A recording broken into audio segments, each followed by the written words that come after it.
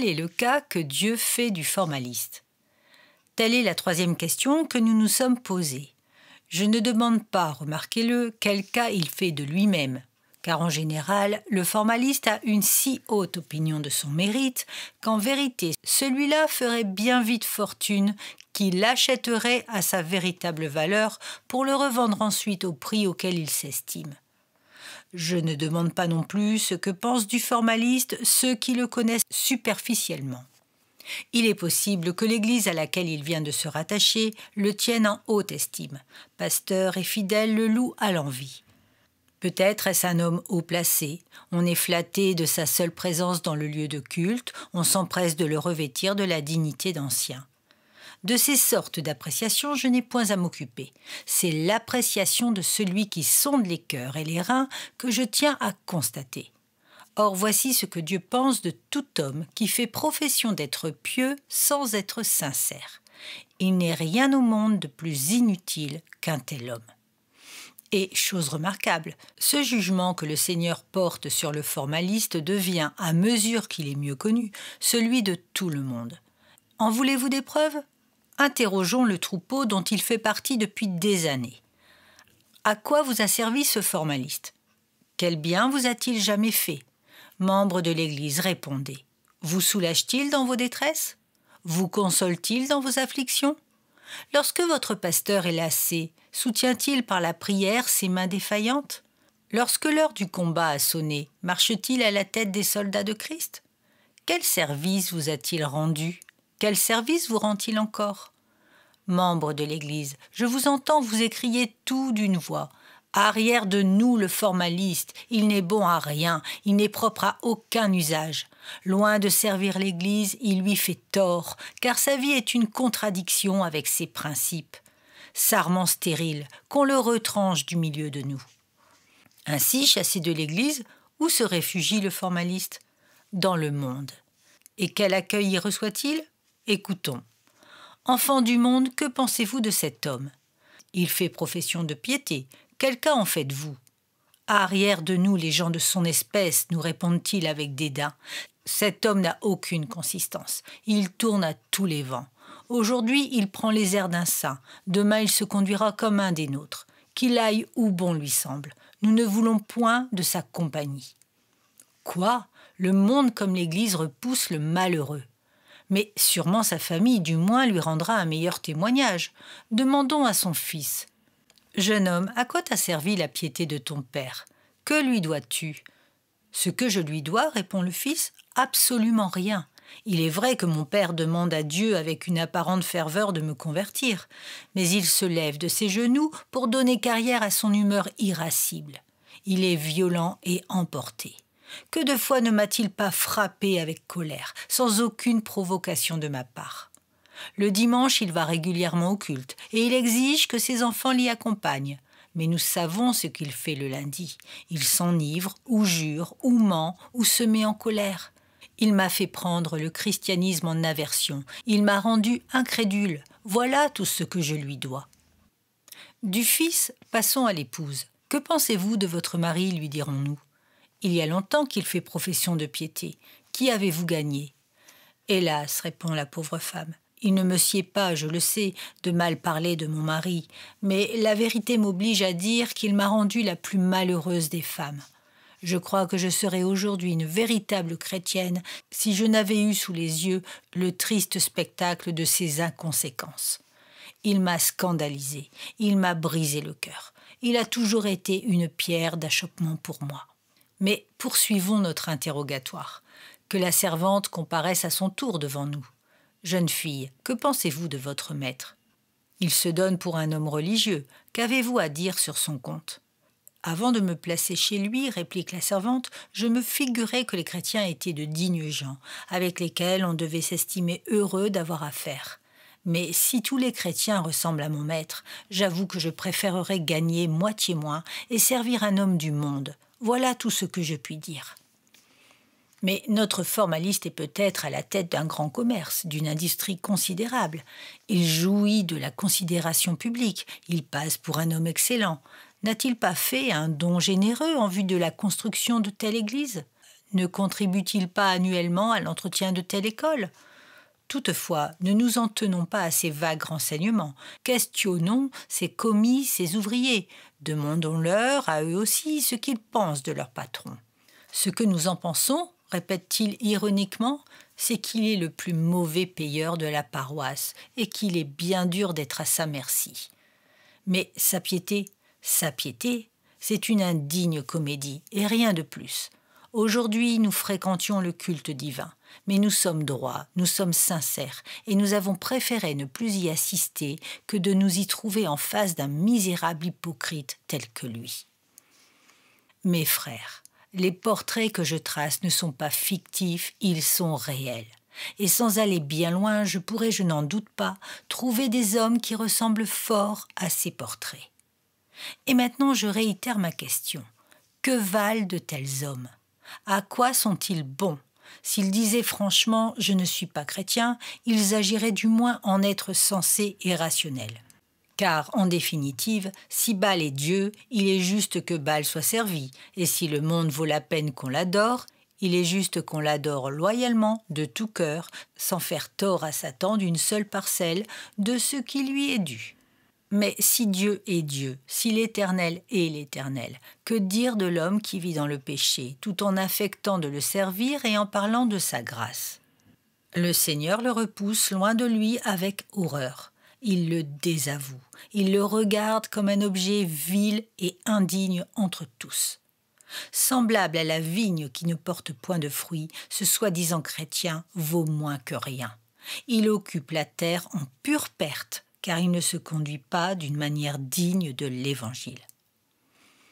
Mes chers amis, je ne voudrais rien avancer qui puisse vous paraître exagéré ou imprudent, mais croyez bien que je dis ceci de sang-froid et après mûre réflexion. S'il se trouvait quelqu'un parmi vous qui fasse profession de piété, mais dont la conduite prouve que cette profession n'est que feinte et mensonge, je l'engage sérieusement, et je le répète, je dis ceci en pesant la portée de mes paroles. Je l'engage à renoncer complètement aux formes de la religion et à se montrer tel qu'il est. Oui, mes chers auditeurs, je vous en supplie, ayez au moins le mérite de la franchise. Ne boitez pas des deux côtés, ne jouez pas double jeu. Si Dieu est Dieu, servez-le, et servez-le sans réserve, sans partage.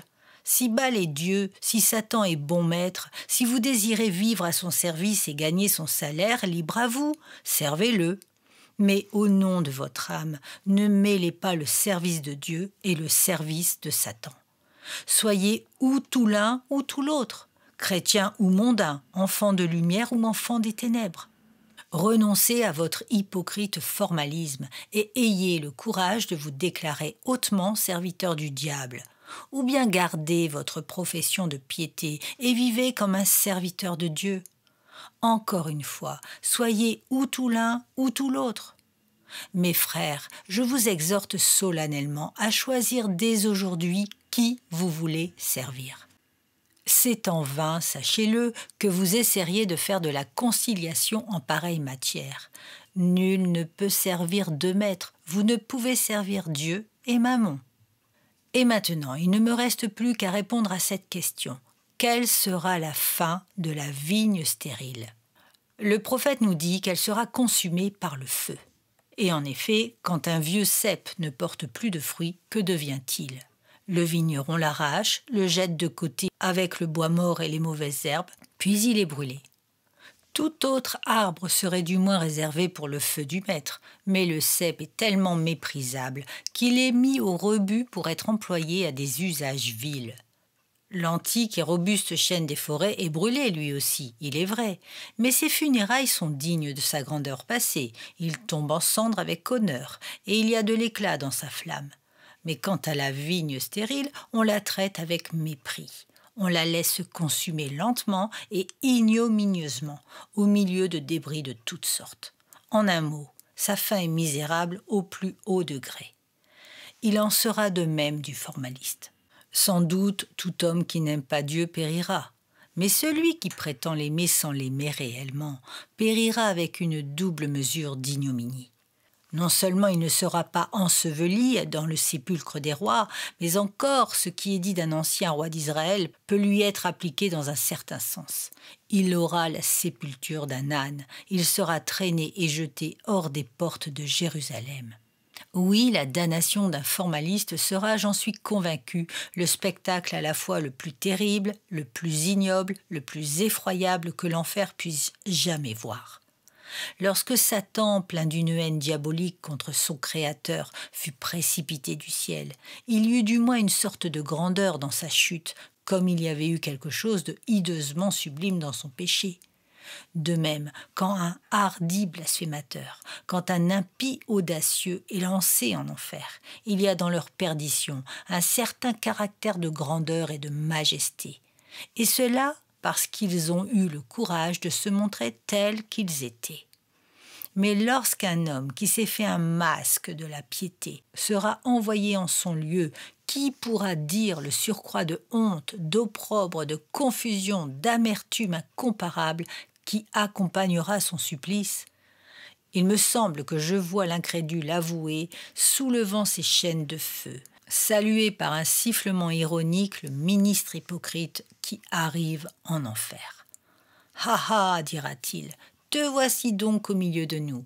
Tu me reprenais autrefois à cause de mes blasphèmes, à cause de mes débauches, et maintenant te voici dans l'enfer des débauchés et des blasphémateurs. » « Ah ah !» reprendra un autre damné, « je te reconnais, austère et rigide pharisien.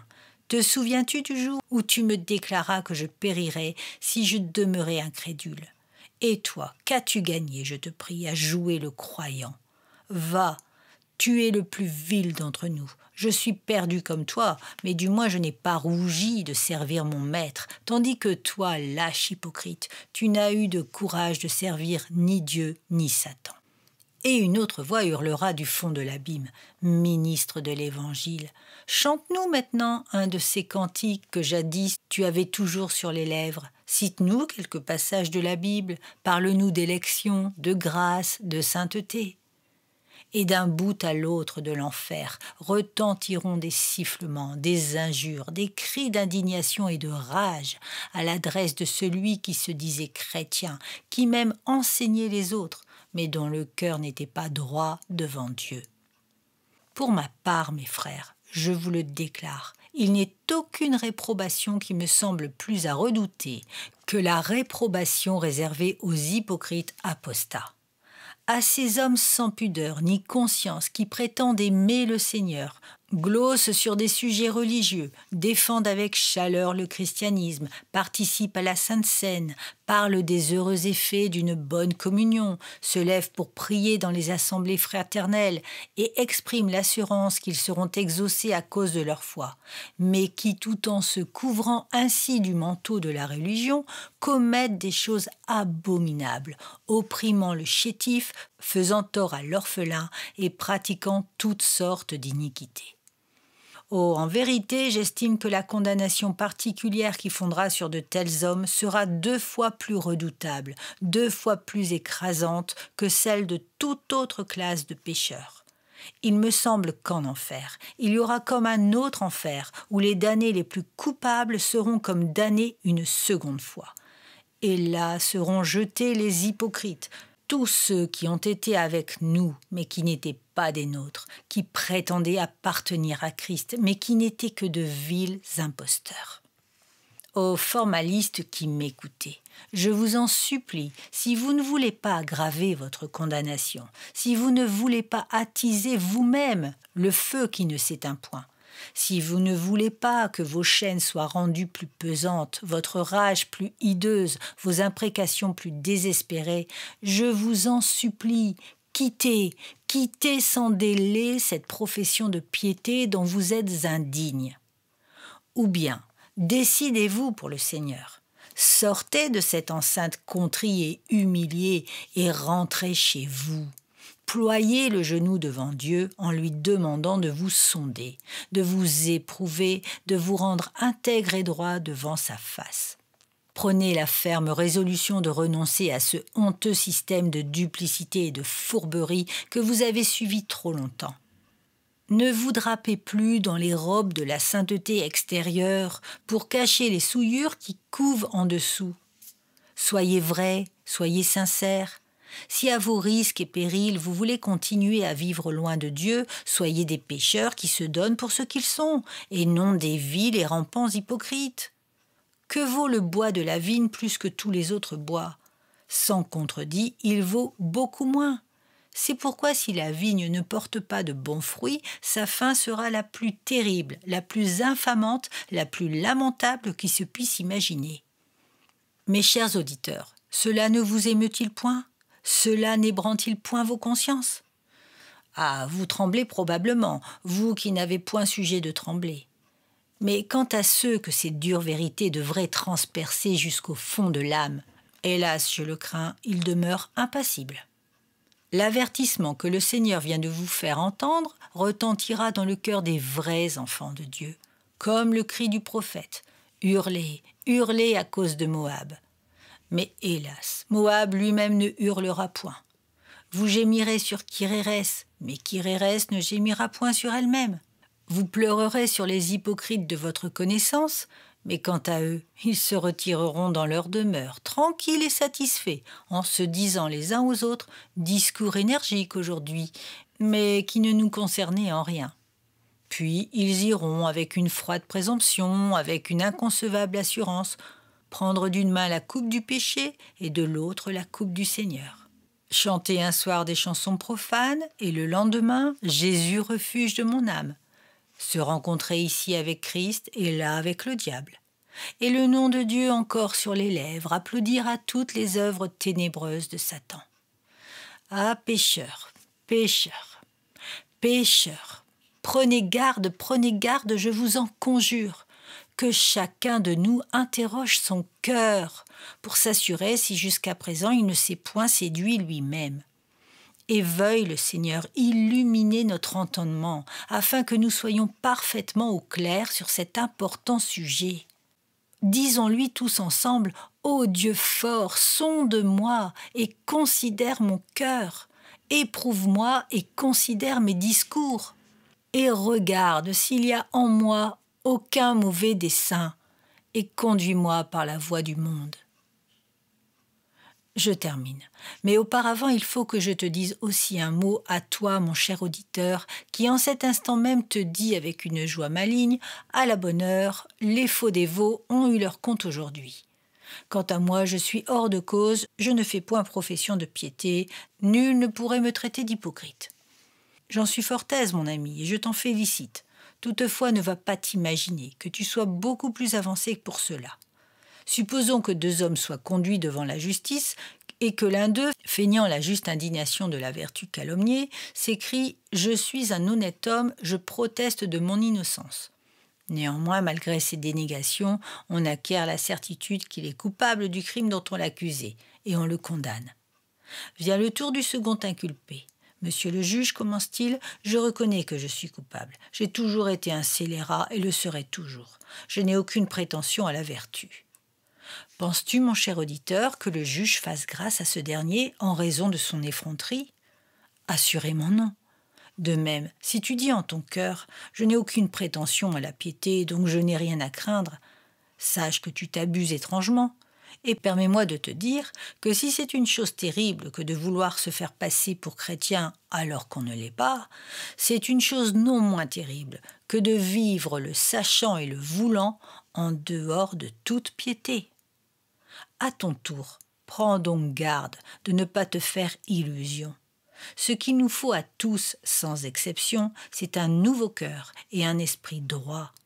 Sinon, que nous soyons formalistes ou que nous ne le soyons pas, nous périrons infailliblement. Oh, puisse Dieu nous accorder la grâce aux uns et aux autres, de crier à lui et d'implorer son pardon.